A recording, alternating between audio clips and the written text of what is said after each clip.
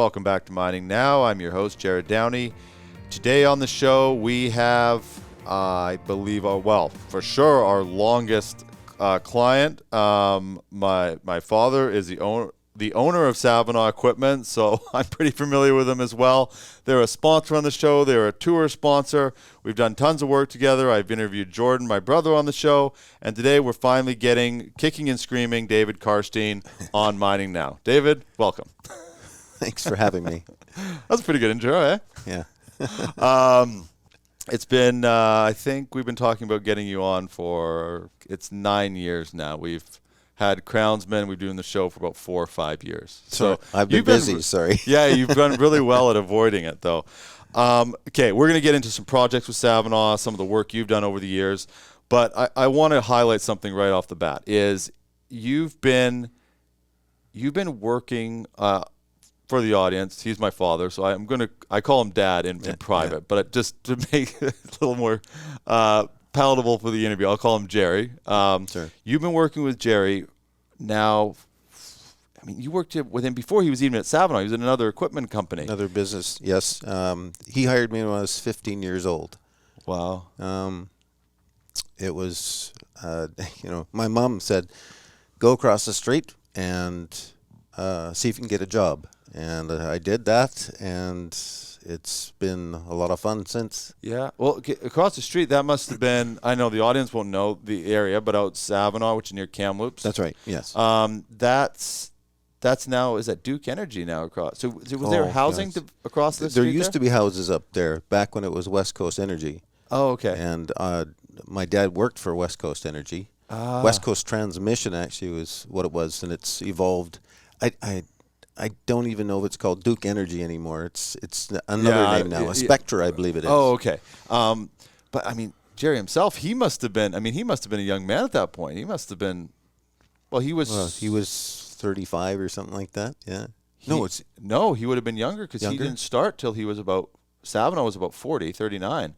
So he would have been maybe 30, 29 at that time, because you worked with him for how long before Savona? Probably 8 years, I guess. 8 years, yeah. Wow, that's wild. So I won't keep on this for too long, but it is interesting backstory. Savona's been a big supporter of the show. People know the brand, so we don't get a chance to really talk this sort of the history of the company. What was sort of the first roles you were doing when you just those first days? I remember coming there. The first job I actually had was to replace railroad ties on a spur line that came into the yard. I was just a weak little character. I probably put on somewhere in the neighborhood of 15 pounds over the summer that I worked there for the first time. Really? Yeah, it's been a great experience, really. I learned lots of different things over the years. Worked on different pieces of mining equipment, but I also learned how to operate lots of different equipment, forklifts, loaders, dozers. I was operating a crane before I even had a license to drive, but it's just we had to do what had to get done. Yeah. Let's talk about our Heavy Industry World Tour, brought to you by Savona Equipment, supplying mining equipment worldwide, and Corporate Traveler Canada, helping companies travel the globe simpler, faster, easier. We are heading to events across North America and Australia and filming episodes on location. Email us at info@crownsmen.com to be part of Crownsmen's Heavy Industry World Tour. Nordlock Group, a global expert in bolting and engineering solutions, offers technologies for the challenging environments of the mining industry. Their products help to increase safety and lower costly downtime for machinery such as rope shovels, haul trucks, and drills. Discover their comprehensive portfolio, including Nordlock wedge locking washers for superior vibration resistance, the expander system for pivot pins with robust durability, Superbolt strut kits for precise alignment and maintenance ease, and bolt-tight hydraulic tensioners for reliable bolt tightening in confined radial spaces. Visit nord-lock.com to learn more. CIM is Canada's leading technical institute dedicated to the sustainability of our industry. Members enjoy professional growth opportunities through CIM libraries, publications, webinars, societies, and the job board. Experience the CIM community firsthand at the Conference of Metallurgists August 19th to 22nd, ICARD September 16th to 20th, and the CIM Health and Safety Conference October 6th to 8th. Visit CIM.org for more information and join CIM today. And then did you go, jumping forward to when Jerry started Savona, did you go right away with him, or did you stay at the other company for a while? Stayed with the other company for a little while, and then Jerry, in I believe it was 1994, offered me a position in sales at Savona Equipment. Oh, so you started in sales right away? It's Savona. At Savona. Oh, yeah. Wow. Yeah. Okay. Yeah. Oh, so that was day one you were doing this. What was your first sale? Do you remember? I couldn't tell you for sure. Really? You don't remember No, the first I don't sale? remember. I'd have to look back in records. I just don't remember what that was.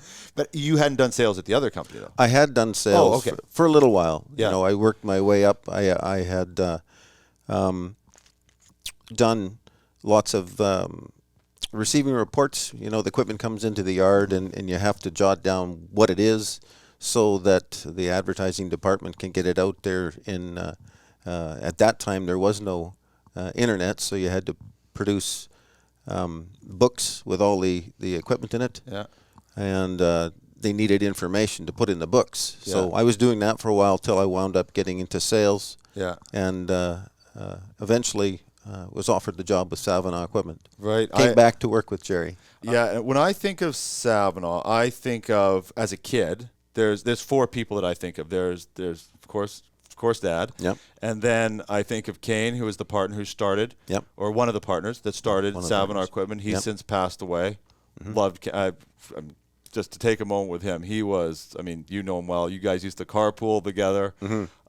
Just an amazing guy. Yeah. Every time he was done his work, every tool got wiped down. Yeah. You know, Jerry's sort of the robust, let's go, let's get it done, and Kane was the every detail's got. And I remember lifting a crane up north. No, sorry, not lifting a crane. A cone crusher, up north, and just how he put it all together to lift that perfectly out. And it was just. And he wasn't an engineer. He was just meticulous. He was a mechanic, actually. Well, he's a bit of a mentor for me. I learned lots from him, too. Yeah, amazing man. Yeah. And so I think of Kane, I think of you, and I think of Jim, Rory's dad. Okay, Because that's growing up. That was sort of the squad. What do you think?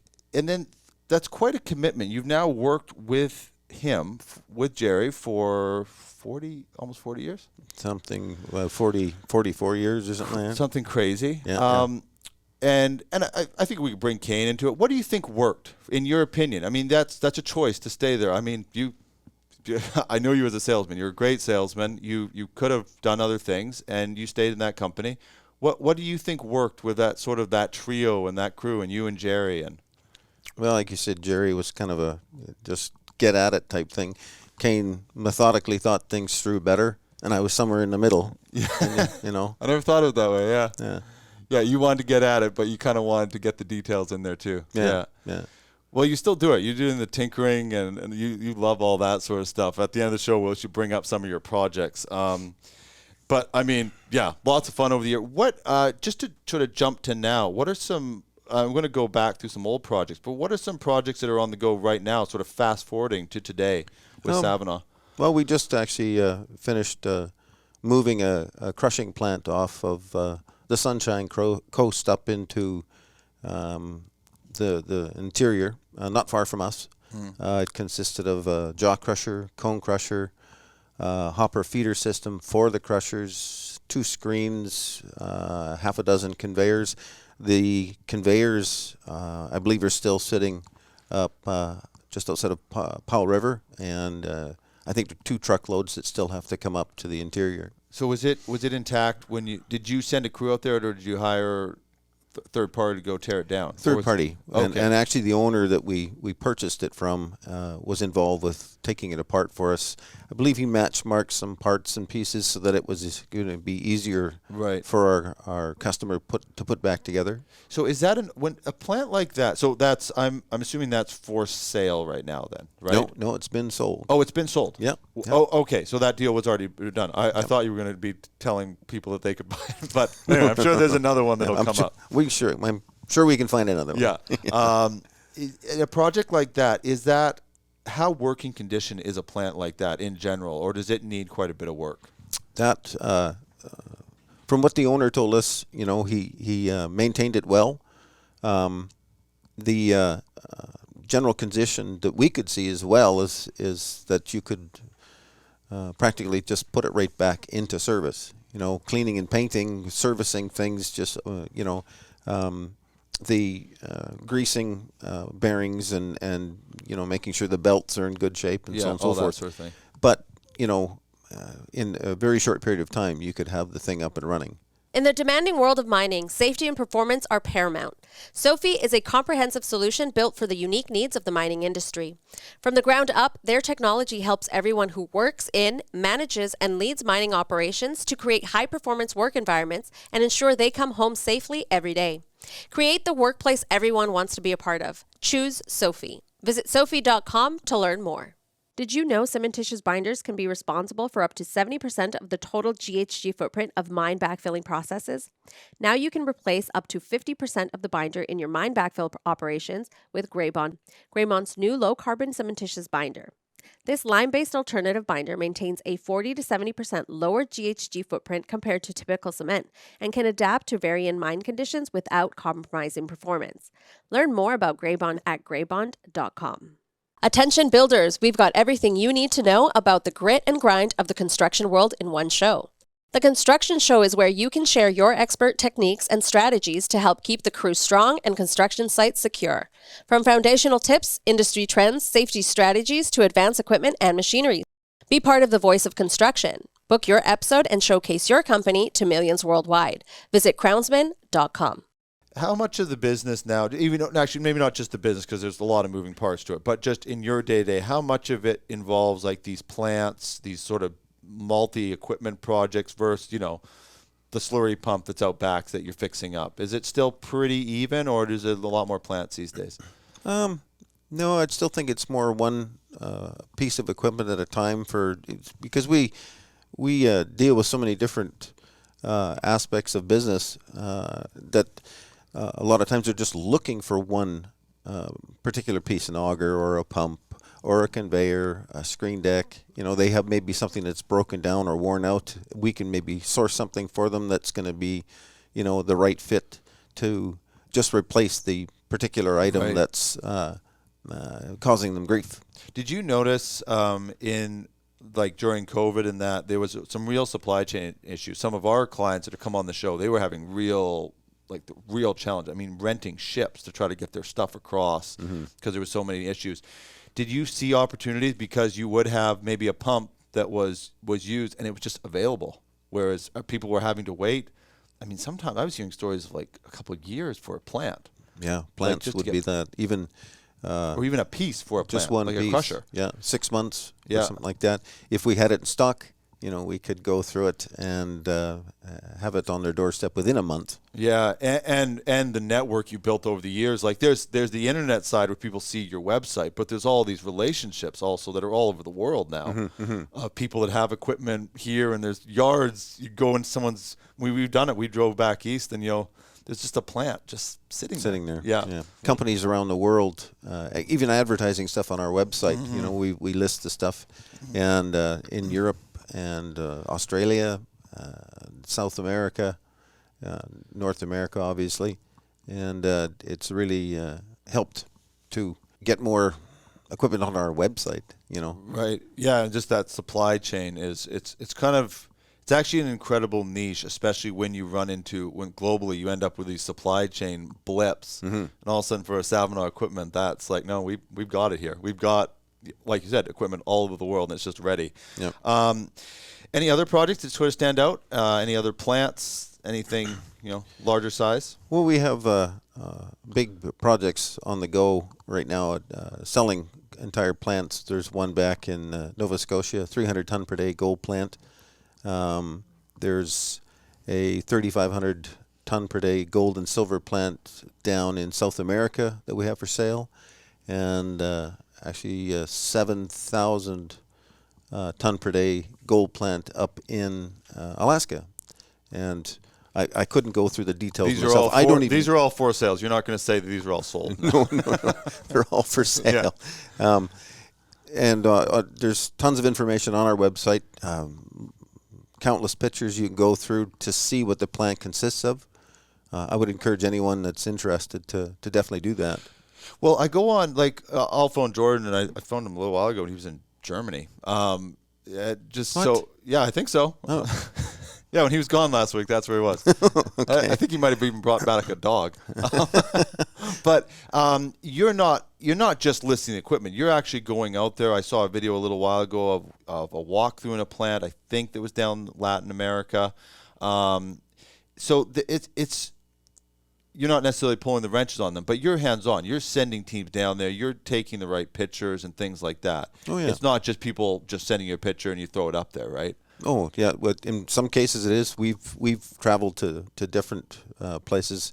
Jordan went to the 7,000 ton per day plant up in Alaska. I've been to the plant in South America, Uruguay. The first trip down there, a long way to go. Yeah. And one of the Jordan actually and another one of the fellows in the office went back to Nova Scotia to document, picture, video that entire plant. Yeah, well, I would imagine for the people selling it, I mean, I don't have as much experience with you, but a lot of people that are working in these industries, they're not really on the marketing side of the equipment. So, no. They take a couple pictures and go, this is the plant, this is the information, here you go. So you kind of need that a little more hands-on. Some of the pictures, I tell you. Oh, I've seen them. Yeah. You ask them for a picture of a little backhoe like that, they send you a picture of a tire. It just doesn't work. Yeah, well, you and I have been on projects. I've been on projects with Dad, and to go and actually get it all documented properly and take the pictures from even a pump. It's like you got to take it from 3 different angles so people can actually inspect it and all that sort of thing. Over the years, what's a project that sort of stands out to you as, even if we're going back a few years, that just it went well, it was large scale, and it was sold off by piece or it was sold off as a unit? Is there any sort of a project that stands out in your mind? One of the ones that kind of stands out is we sold or purchased actually the entire assets of Canadian Mine Development's property up in Watson Lake, Yukon. It came basically with everything, the property, the buildings. There was about 100 pieces of major equipment consisting of scoop trams from 1 yard to 8 yard. There was 13-ton and 24-ton underground trucks. There was ventilation fans. There was service equipment for underground crane, mobile crane trucks, scissor lifts, personnel carriers, pumps, drills. I think there had to have been about a half a dozen 2-boom and 3-boom jumbo drills. And North American Tungsten actually wound up purchasing that entire property and the majority of the equipment from us shortly after we acquired it. Oh. Before they purchased it, though, we had wound up bringing quite a few pieces back to the yard and refurbished them and sold them to different companies. Oh, I see. So you sort of piecemealed it off. We did a little bit. Yes. Yeah. There was no processing equipment on that project? No, No, nothing at all. What were they sending it to a different plant or something? It went to a different plant up in that area. Oh, actually. okay. Yeah. So they were just doing extraction. This is all extraction. Yeah. And so a project like that, like just to paint a picture, like that equipment that brought came from the yard and was refurbished and then resold. Now, are you refurbishing it before were you refurbishing it and then listing it, or as the inquiries come in, do you quote it as a refurbished equipment? If there's downtime in the shop, which doesn't seem to happen very often, we'll pick a piece of equipment and we hope it's got the potential to sell relatively quickly. So we'll go through, service it, and do what we have to do to repair it, clean it, paint it, and get it on the market. But in that case, it, like that Watson Lake. I mean, I was pretty young. I remember hearing it because Jerry would drive up there quite a bit in that project. That was a couple years, right? Like those projects are not. It was about, I want to say about a 2-year project. Yeah, and that's pretty typical for something that size. Oh, that right? large, for sure. Yeah. But then a plant can also sit there for a couple years, and then it's the right person at the right time, and it's usually how it happens. Gone. Yeah. A lot of times it's not just the right fit, but then that person comes along and everything seems to fall into place. We were on a project. I mean, everybody sees me just sitting in, but I actually can pull a wrench, believe it or not. Actually, I don't know. I might be a little weak when you now. say we, you and I. Yeah. Yes. And Dion went up there as well. Dion. Yeah. We were out there. Was that in Selma? It was in Tulameen. Tulameen. Yeah. What was that project? That was a Black Sands project? It was a Black Sands, was the company name. It was a placer operation. It was a gold process, should I say, for placer. Yeah. They approached us on building some equipment for them. We took some hoppers out of the yard and turned them into right. Yeah. The big orange ones. The big orange ones. Yeah. Sloped feeders. 2 of those went up there. We actually put together several conveyors, a 60-foot and a 100-foot truss conveyor. Right. Yeah. Supplied them some self-priming water pumps they needed for the system as well. Some magnetic separators? Weren't those from no, you as well? Well, they'd purchased those somewhere else. Those are separate, okay. Yeah, but they did all this stuff once they were finished. Came back to the yard for us to resell. Yeah. I remember I was quite young at the time doing that. I mean, I don't even know if I was adult. I might have been in my late teens doing that. I can't remember now, but that was right away. I remember you standing there watching stuff. What? Well, I didn't know what I was doing. You didn't have a shovel in your hand, so you just sort of stood back and watched. I remember that, though. I remember what I was doing. You were operating, or somebody was operating a crane. There was a crane being operated. And Dion, he was quite handy. And I truly didn't know what was happening. Yeah. And nobody told. So I went, I'm going to stand way back. Because it was a silo that was getting taken down.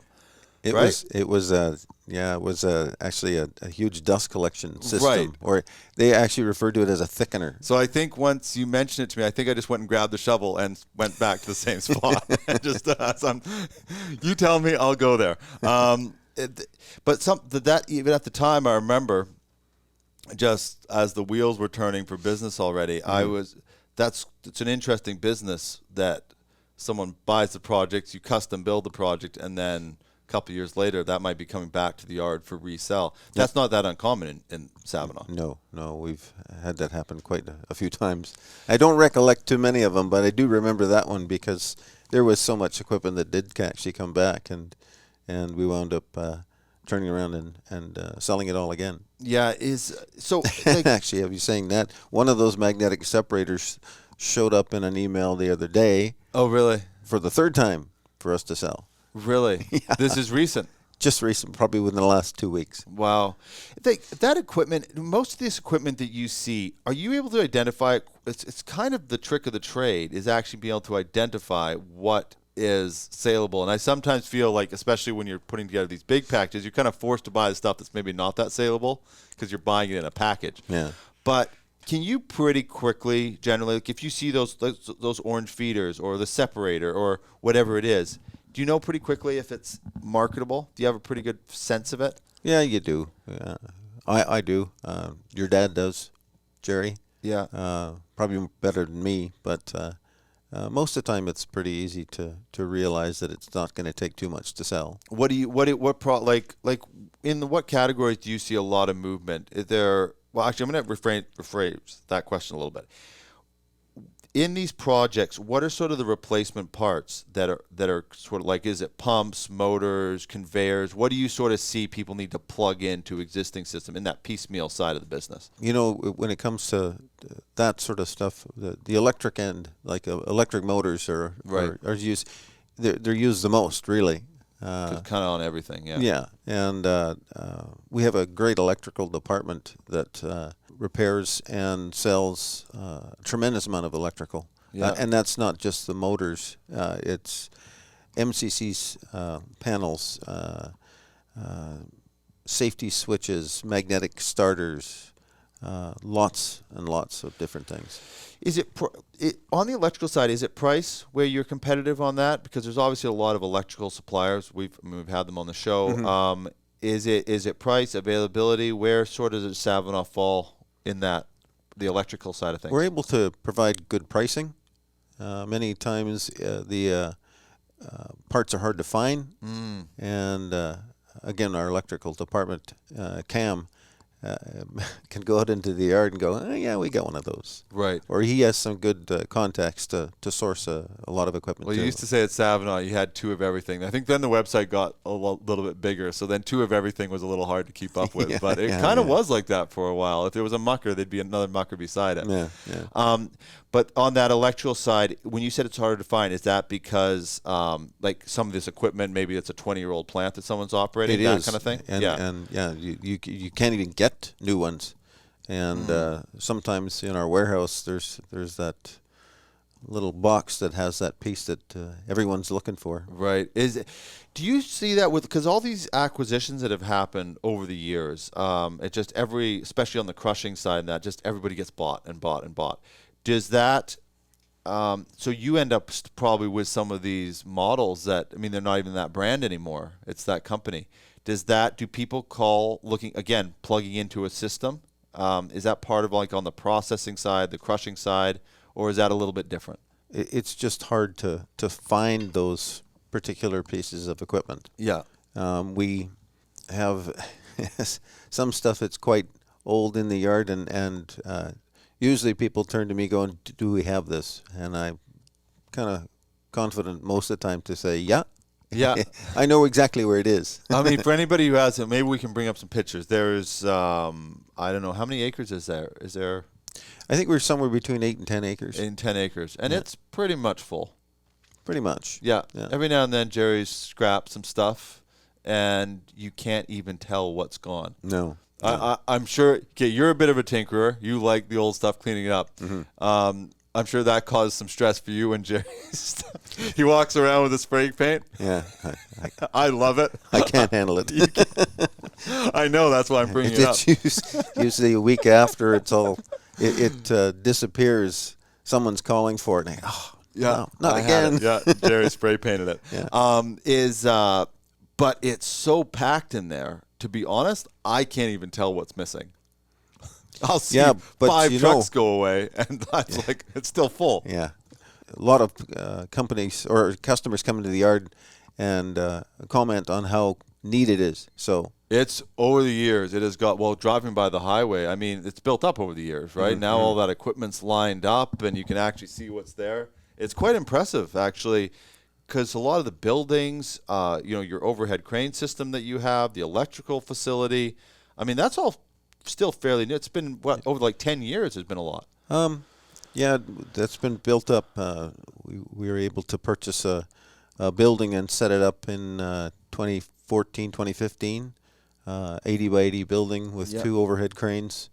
And we've created an electrical storage area and office complex that has really evolved.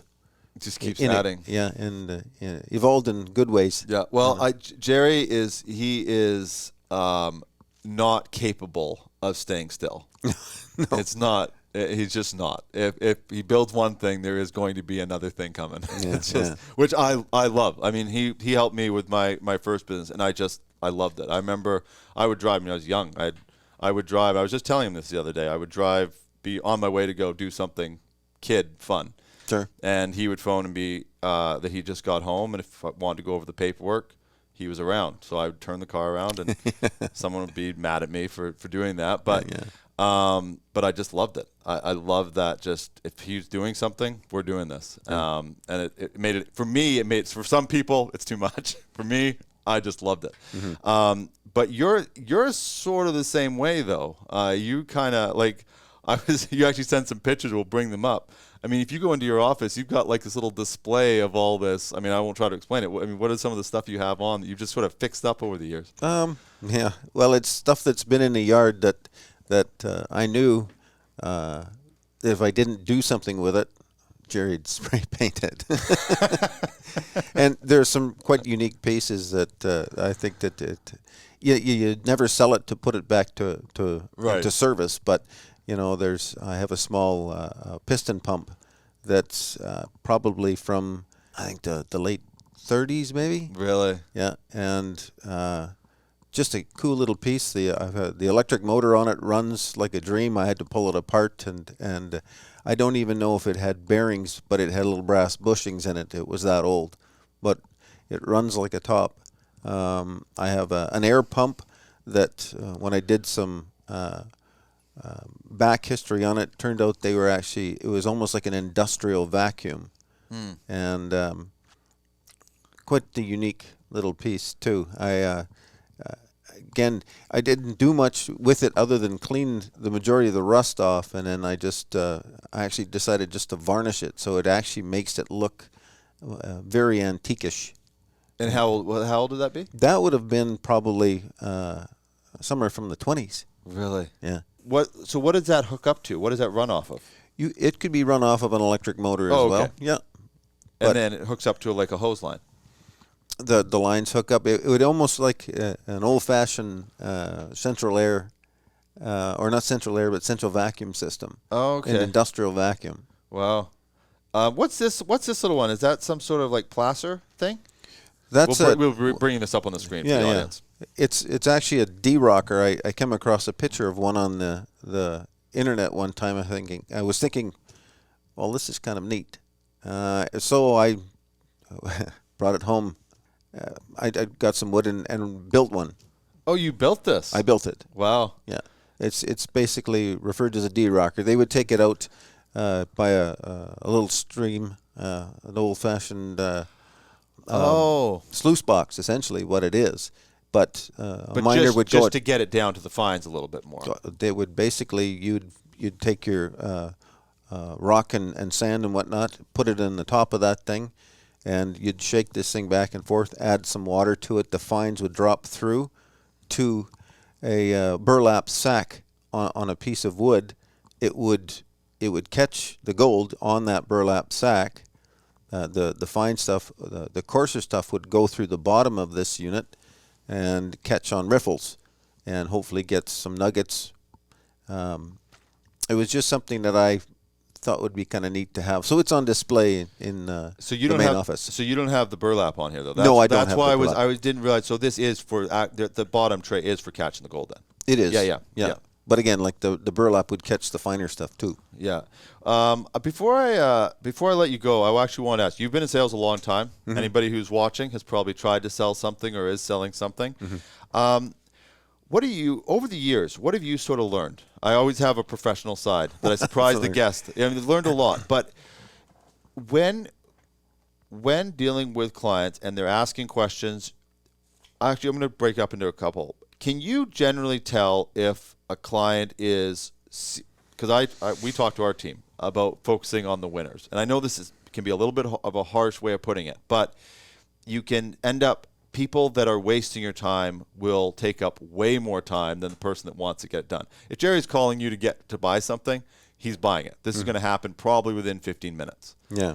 The tire kicker is going to, he's going to go out for coffee with you. He's going to talk about you. He's going to show you some pictures of a truck that he used to have like this that he likes, and it's too much. Bye. Over the years, have you gotten quite good at just getting a sense of who's for real and who is asking genuine questions to get things done? Usually people are quite specific when they need something. And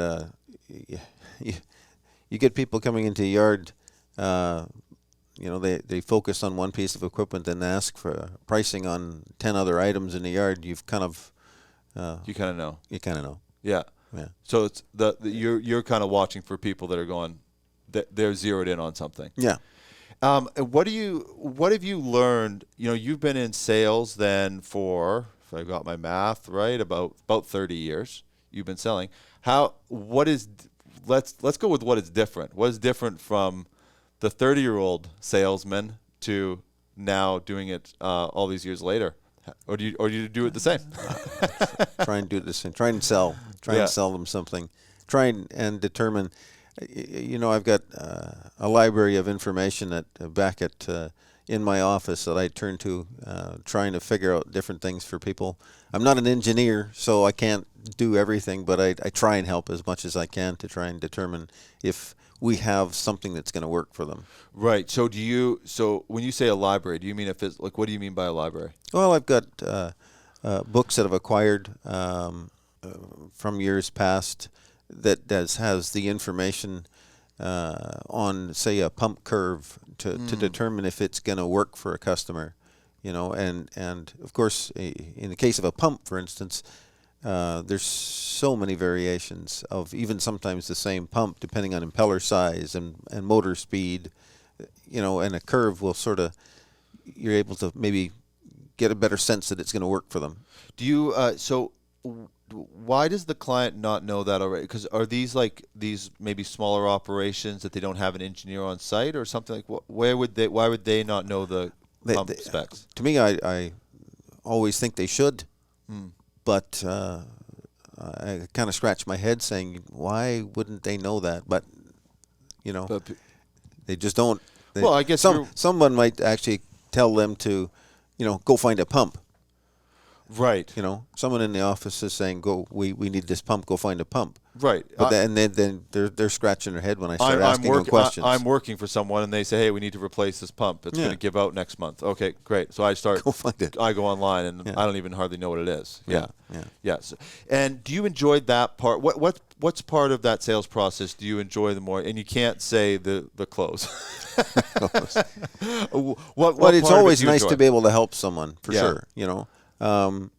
You feel kind of satisfied at the end of the day if you do close the sale, but it's going to work for them. Right. Yeah. Yeah. Because I've seen you go into that library of stuff, and you've shown me, I remember, I think it was Muckers. There was some little Muckers out back, and you had a book with all these specs. No, it wasn't Muckers. It was. Now I'm going a blank on what they're called. They're the lines that basically pull stuff out.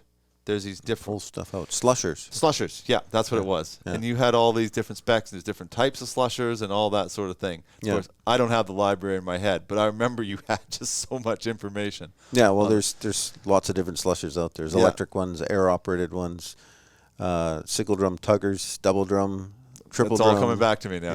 Yep. Yeah. But you actually enjoy that. Like when we were talking about it, you were fired up about it. Well, or it seemed like you were. I've like I say, I've learned about lots of different things over the years. So I try and keep it up there. Yeah. Well, you probably do a better job than me. And then the last thing I'll say is a lot of people. I think I quite often get the credit for Marty the Miner over here on the table, because I think I helped with the final design of it. I was like the tail end, but I think it was originally your idea, Marty the Miner. If it wasn't yours, it was yours and Rory. We're talking about it.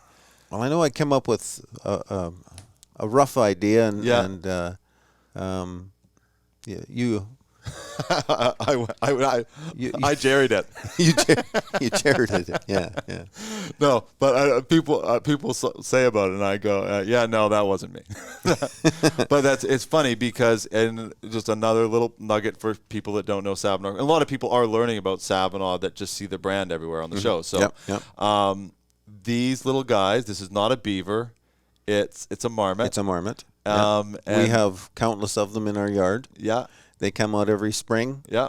And lay on the equipment. Yeah. I don't want to mention all the things they do on the equipment, but nonetheless, it gets cleaned off.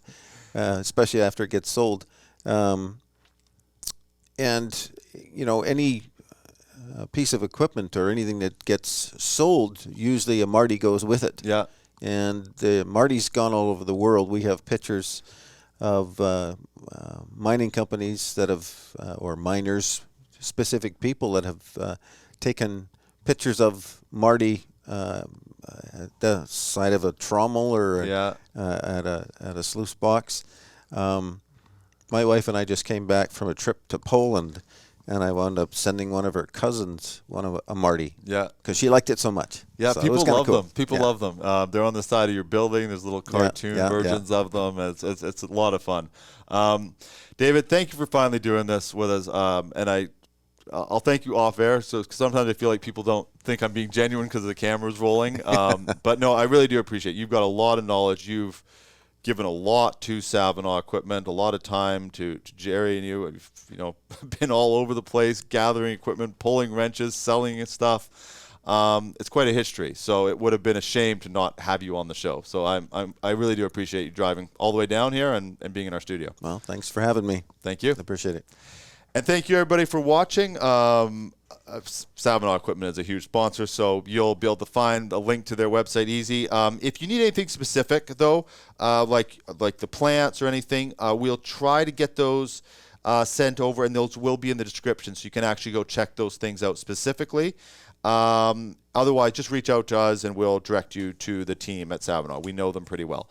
So thank you, everybody, for watching. Thank you to all the sponsors. And we will see you on the next episode of Mining Now.